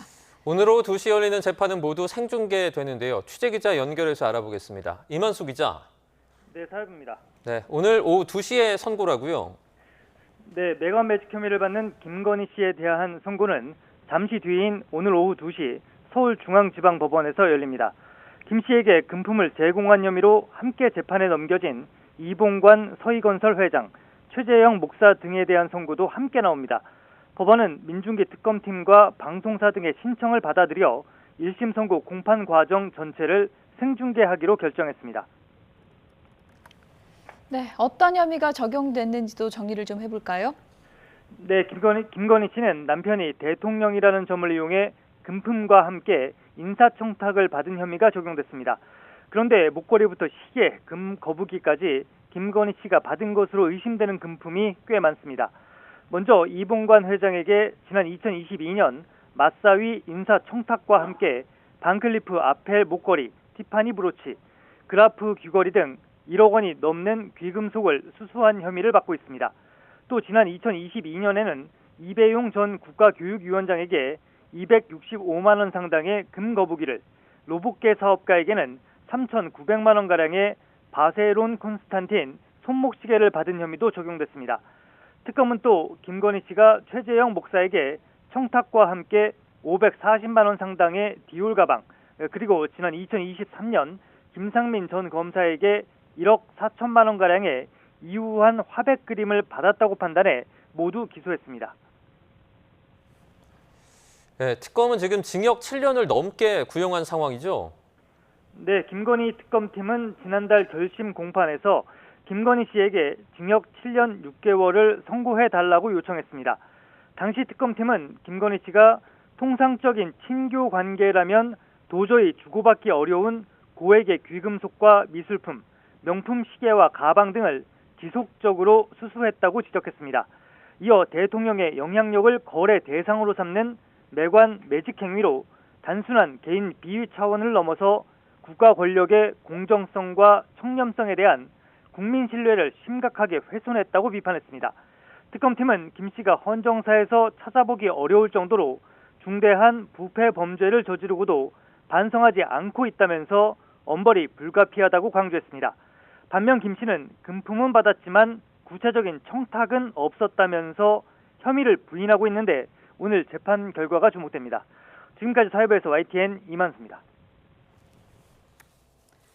관련 내용 임주혜 변호사와 짚어보겠습니다. 어서 오세요. 네, 안녕하세요. 네, 혐의를 좀 취재 기자와 짚어봤는데 오늘 그 선고의 최대 쟁점이라고 하면 어떤 부분일까요? 결국 알선 수재입니다. 여러 가지 금품이라던가 시계, 이우한 화백의 그림, 디올백까지 여러 가지 금품 수수 정황이 문제가 되고 있는 건데요. 예. 알선 수재, 그러니까 김건희 여사는 공무원 신분이 아니기 때문에 결국 남편이었던 윤석열 전 대통령에게 일정 부분 청탁을 전해주고 그에 대한 금품을 받았는가, 대가성이 있었는가가 쟁점이 될 수밖에 없습니다. 이 가액이 상당합니다. 이우한 화백의 그림 같은 경우에도요, 김상민 전 검사의 항소심에서 진품으로 인정이 되었기 때문에 가액이 1억 원이 넘습니다. 이른바 나토 3종 귀금속 같은 경우에도 가액이 1억 가깝게 되고요. 여러 가지 정황상 오늘 이 알선 수재 혐의가 인정이 된다면 중형이 불가피한 상황으로 보여집니다. 네, 앞서 뇌물죄가 혐의로 적용될 수도 있다라는 말도 있었는데 뇌물죄 대신 알선 수재가 적용된 이유는 뭔가요? 결국 뇌물죄와 알선수재의 가장 큰 차이는요, 본인이 공무원 신분인가 여부와의 관계성입니다. 김건희 씨 같은 경우에는 본인이 공무원은 아닙니다. 이 공직자의 배우자로서의 지위를 갖고 있기 때문에 알선수재 혐의가 적용됐다고 볼 수 있을 것 같고요. 이제 알선수재에서도 결국 뇌물죄와 동일하게 어떤 대가, 청탁이 있었는가가 쟁점이 되기 때문에 특검 측에서는 이건 당연히 청탁의 대가가 있는 것이다. 이 부분을 강조하고 있고 김건희 씨 같은 경우에는 단순히 친교, 의례적인 선물이었다라고 맞서고 있는 상황입니다. 저희 그래픽으로 그 목록을 쭉 보여주시면 좋을 것 같습니다. 반클리프 아펠 목걸이가 지금 1억 380만 원 상당이고 금 거북이도 있습니다. 265만 원 상당. 그리고 바쉐론 콘스탄틴 손목시계가 3,990만 원 상당. 이유한 아백 그림이 앞서도 얘기해 주신 것처럼 1억이 넘고요. 근데 저는 좀 궁금한 게 이렇게 되면은 총 가액을 따져서 금액이 많고 적음이 더 중요합니까? 아니면 건수가 많은 게 중요한 겁니까? 사실 둘 다 중요합니다. 둘 다 중요합니다. 지금 보면은요, 이 금품을 건넨 사람이 총 5명이고요. 받은 금품의 가액이 수억 원에 달합니다. 결국 알선수재 혐의와 관련해서 각각이 경합이 될 텐데 액수가 큰 점도 양형에 영향을 줄 수밖에 없고요. 여러 사람으로부터 이렇게 청탁을 받아서 윤석열 전 대통령에게 전달받았다는 부분도 가벌성을 높이는 요소가 될 수밖에 없습니다. 그리고 중간중간 과정에서 혐의를 부인했습니다. 특히 나토 3종 가운데 그 반클리프 목걸이 같은 경우에는 가품을 본인이 20년 전에 구입했다고 했었는데 이 서희관 회장이 직접 진품을 제출했잖아요. 이 과정에서 사실 구속이 되는 결정적인 증거인멸의 우려가 높고 말을 바꿨다라는 부분이 김건희 씨가 구속되는 데 결정적인 역할을 했습니다. 그래서 오늘 이 1심 재판에서도요, 중간중간 말을 바꾼 부분이라던가 그리고 끝까지 혐의를 부인하는 측면, 청탁이 없었다라고 하는 부분들이 좀 더해져서 영향을 줄 수밖에 없는 상황으로 보여집니다. 지금 나오고 있는 저 반클리프 목걸이라든지 티파니 브로치, 그라프 귀걸이 저희가 제품 홍보를 하려고 저렇게 사진을 넣은 것이 아니라 이제 좀 사실성을 높이기 위해서 사진도 같이 첨부를 했는데 사실 그냥 대가성이 없고 그냥 축하 선물로 받았다라고 보기에는 금액이 상당히 높다 이렇게 볼 수 있는 거겠죠. 굉장히 중요한 지적해 주셨어요. 그러니까 피고인 측의 의견이 맞으려면요, 사회 상규에 반하지 않는 수준의 친교 관계에서 줄 수 있는 선물이어야 됩니다. 대표적인 게 졸업식이나 입학식에서 꽃 선물 같은 경우가 의례적으로 할 수 있는 선물이다라고 여겨지겠죠. 그런데 지금 그래픽으로도 나와 있지만 각각의 선물의 가액이요, 상당합니다. 그림 같은 경우 1억 원이 넘었고요. 목걸이, 브로치를 합한 가격이 1억 원이 넘습니다. 이건 축하 선물로 받았다기에는 너무나도 과도한 금액인 점. 이걸 받았다는 것 자체가 도의적으로 큰 비난의 대상이 되면 물론이거니와 청탁이 있을 수밖에 없었다. 이런 큰 선물을 받는다면 당연히 상대방 측에서 뭔가 원하는 것이 있었을 것이다라는 추측을 충분히 가능하게 하는 지점입니다. 이봉관 서희건설 회장이 지난 3월에 김건희 씨 재판에 나왔습니다. 그래서 윤 정부랑 잘 지내기 위해서 일종의 보험용으로 이와 같은 나토 3종 귀금속 건넸다 이렇게 증언도 했잖아요. 이 증언도 오늘 있을 어떤 선고에 영향을 좀 미치겠죠? 굉장히 중요하죠. 이봉관 회장 같은 경우에는 이 사건 초기에 자술서도 제출을 하면서 본인이 준 것이 맞다라고 했고요. 실제로 그 목걸이 진품을 제출하기도 했습니다. 이번에 증언의 내용을 보더라도 보험용이었다라는 부분이 굉장히 중요할 것 같아요. 그러니까 구체적으로 청탁이라는 것이 이런 이야기를 들어주세요. 그러니까 본인의 사위에 대해서 어떤 지위를 가질 수 있게 해주세요라는 구체적인 청탁까지가 확인이 되지 않아도요. 보험용. 어쨌든 윤석열 전 대통령이 된 상황에서 어느 정도 서희건설에게 영향력을 끼칠 수 있을 걸 알고 준 선물이다라는 부분이 증언을 통해 확인이 됐거든요. 재판부에서도 이 증언 굉장히 중요하게 보지 않을까 생각이 됩니다. 준 사람의 의도, 그 의도가 이제 상당히 좀 중요하게 작용할 거라고 이제 설명을 해주셨고, 시계가 문제가 된 경우도 있습니다. 바쉐론 콘스탄틴, 이것도 수천만 원대인데 김건희 씨 측에서 지금 뒤늦게나마 잔금을 냈다. 그러니까 이게 구매를 했는데 건강 문제로 좀 늦게 냈다 이 얘기잖아요. 이건 받아들여질까요? 그렇죠. 이건 이제 일명 로봇계 사업가 서성빈 씨로부터요. 굉장히 고가 4천만 원에 육박하는 시계를 그러니까 구매 대행했다라는 취지의 주장을 하고 있습니다. 양쪽이 이 부분에 대해서 말이 맞긴 합니다. 서성빈 씨 같은 경우에도 대신 구매해 준 것인데 잔금을 다 못 받았다라고 얘기를 하고 있고요. 얼마 전에 김건희 씨가 남은 잔금을 실제로 지급했기 때문에 그 지급한 그 계좌이체 내역까지 재판부에 제출이 됐습니다. 근데 이 부분은 충분히 구매 대행으로 볼 수 있다라는 판단도 이 결과적인 이 상황을 놓고 보자면 가능은 하겠지만 과연 재판부가 그 신빙성을 어느 정도 받아들일지는 의문입니다. 이미 그 구매 대행을 한 시기가 상당 기간 지났고요. 이렇게 물건을 고가의 물건을 대신 사주면 당연히 대신 사준 입장에서는 빠르게 잔금을 받고자 하겠죠.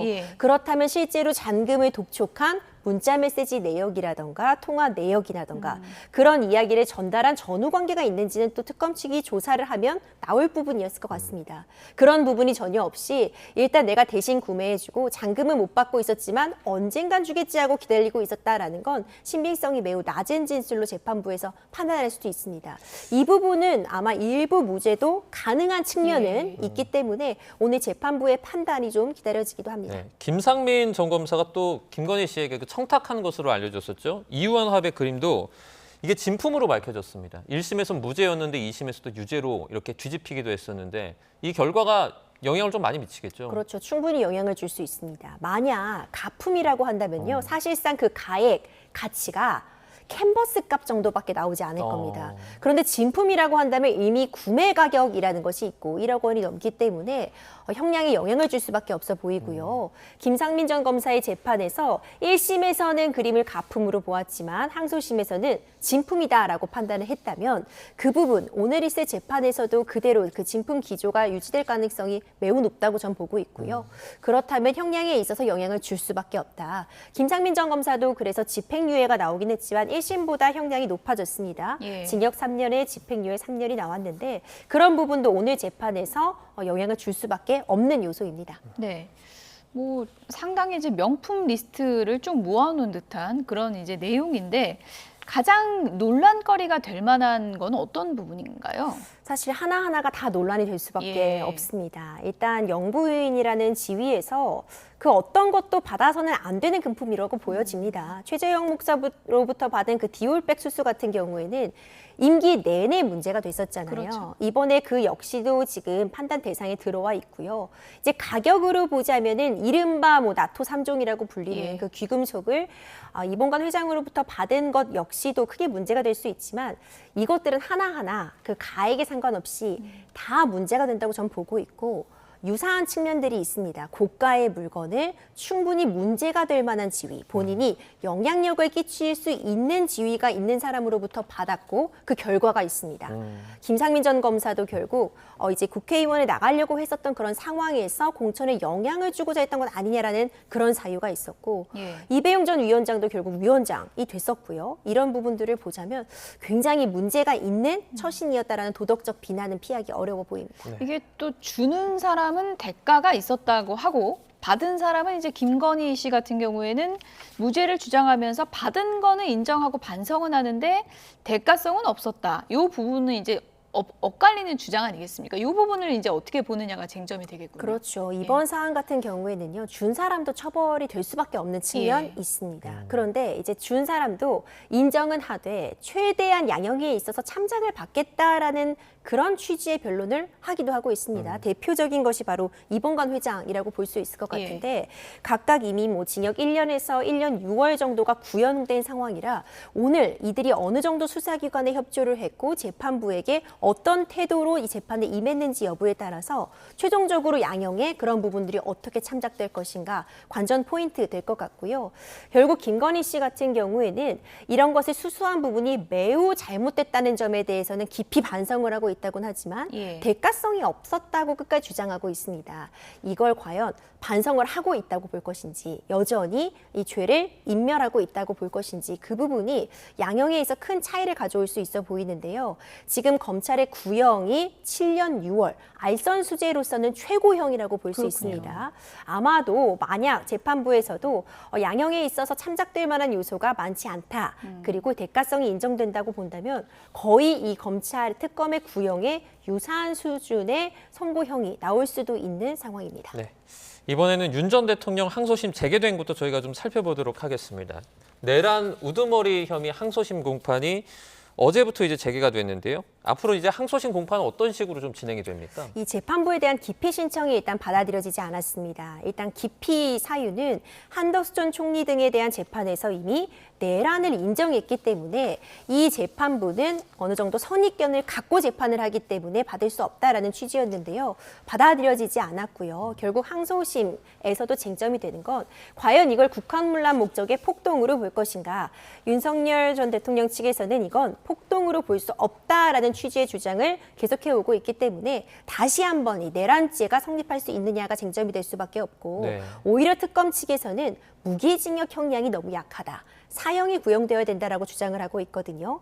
그리고 비상계엄이 준비된 시점과 관련해서도 일명 노상원 수첩, 그 수첩의 진위 여부에 따라서 훨씬 더 예전부터 비상계엄이 준비되었다라고 하면 더 높은 형량이 요구된다라는 부분을 들고 나왔기 때문에 이 항소심에서는 과연 그 수첩을 어떤 비상계엄의 준비 단계로 인정할 수 있는가, 그리고 무기징역보다 더 높은 형량 선고도 가능한 것인가, 그 부분이 크게 쟁점이 될 수 있을 것이라 봅니다. 네. 보통 뭔지 국가적으로 상당히 중요한 사건이긴 하지만 1심에서 이제 핵심적인 부분 공방이 있었기 때문에 항소심 기간은 좀 단축돼서 빨리 나올 수도 있다, 이런 전망도 있고요. 어떻게 보십니까?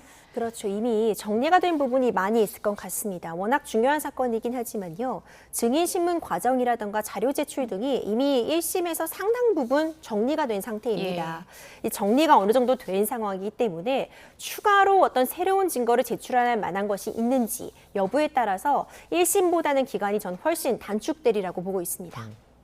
자, 그리고 또 이번에 노상원 수첩 같은 경우에도 증명력 얘기가 좀 많이 좀 거론이 됐었는데 내란 특검팀은 이게 뭐 인정이 돼야 된다고 주장을 하고 반대쪽에서는 그렇지 않다라고 부딪히고 있잖아요. 이건 좀 어떻게 전망하세요? 그렇죠. 이 수첩이라는 것이 사실 누군가가 필기해 놓은 것에 불과하기 때문에 일반적인 재판 과정에서도요. 누군가 써놓은 메모가 증거력을 어느 정도 볼 것이냐는 종종 쟁점이 되곤 합니다. 다만 그 메모가 구체적인 시간과 날짜가 적혀 있고 실제로 그 메모 내용과 유사한 부분이 실현이 된 부분이 있다면 일기장이나 메모 역시도 증거 능력을 갖곤 합니다. 이제 이 부분도 특검 측에서는 구체적으로 거기 기재된 부분에 대해서 실제 상황과 유사한 측면으로 흘러갔다라는 부분을 강조하리라고 보고요. 뭐 박성재 전 장관에게도 그렇고 뭐 한덕수 전 총리에게도 그렇고 굉장히 높은 형량들이 지금 순차적으로 선고가 되고 있기 때문에 이번에 항소심에서는 해당 수첩에 어느 정도 증거력을 인정해서 비상계엄의 선포 시점 그리고 비상계엄의 준비 시점을 좀 더 앞당길 수는 있을 것 같은데 이미 무기징역형이 나왔기 때문에 그 수첩의 증거력이 인정된다고 해도 형량에 있어서 큰 차이를 가져올 만한 부분은 아니다라는 생각도 듭니다. 네. 지금 뭐 시간을 보니까 이제 1시간 뒤면 김건희 씨 매간매직 의혹 1심 선고가 이제 시작이 될 텐데 저희가 YTN이 생중계로 전해드리겠습니다. 지금까지 임주회 변호사였습니다. 고맙습니다. 고맙습니다.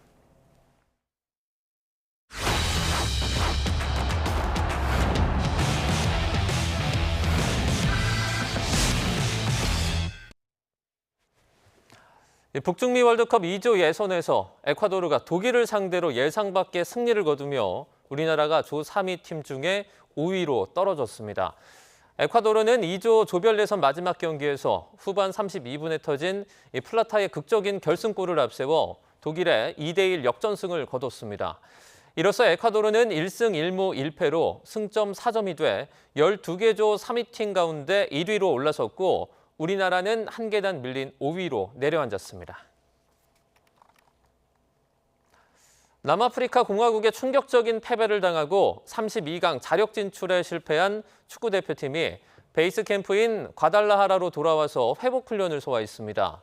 우리 대표팀은 웃음기 없이 회복조와 훈련조로 나눠서 훈련에 임했는데 어제 후반전만 뛴 주장 손흥민 선수는 훈련조에 남아서 정상적인 운동을 소화했습니다. 이에 앞서 열린 조별 예선 결산 기자회견에 참가한 홍명보 감독은 모든 책임은 자신에게 있다는 점을 강조하면서 가장 좋지 않은 시나리오로 갔다고 설명했습니다. 홍명보 감독의 얘기 직접 듣고 오시죠. 중앙에서 상대가 의도한 대로 볼을 뺏기고 그다음에 카운터 어택을 맞고 뭐 그런 경기 내용적인 거에 어떤 당황스러움도 있었을 거고 선수들의 어떤 심리적인 상태가 좀 너무 잘 하려고 하고 그다음에 또 꼭 이겨서 결정을 하고 싶은 마음이 굉장히 강했었던 것 같아요. 남아공전 패배 직후에 설영우 선수 측 공식 계정에 악성 댓글과 허위사실 유포에 대해 선처 없이 대응하겠다라는 입장문이 올라왔는데요. 돈 없는 비난은 막아야 한다는 공감 속에서도 게시 시점을 두고 비판이 쇄도하며 논란이 커졌습니다. 화면으로 보시죠.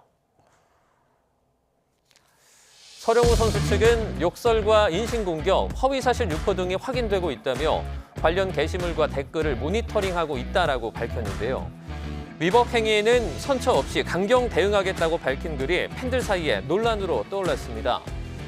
입장문이 큰 주목을 받은 건 게시 시점 때문도 있는데요. 한국은 어제 조별리그 최종전에서 본선의 최약체로 평가받는 남아공에 0대1로 패해서 조 2위 직행에 실패한 직후였습니다. 크게 실망한 일부 팬들은 안타까움에 일부 선수들을 향해서 비판의 날을 세우던 상황이었습니다. 이 팬들도 욕설과 인신공격은 정당화할 수 없다라는 데 동일했지만 다양한 비판 댓글 역시 쇄도했는데요. 설영우의 SNS에는 전 국민을 고소하겠냐라는 거냐 또는 이 시점에 이걸 올린다고 등의 지적은 물론 고소선언 속도로 뛰었으면 이겼다. 글 길이가 본인의 활동량보다 길다 등의 날선 댓글까지 달리며 팬들과의 감정적인 대립을 키우는 모양새입니다. 선수 보호가 필요하다는 목소리와 적절한 비판이 위축돼선 안 된다는 주장이 엇갈리고 있는데요. 우리 대표팀은 32강 진출 여부를 기다리며 경기력 회복과 팬심 수습이라는 과제도 함께 떠안게 됐습니다.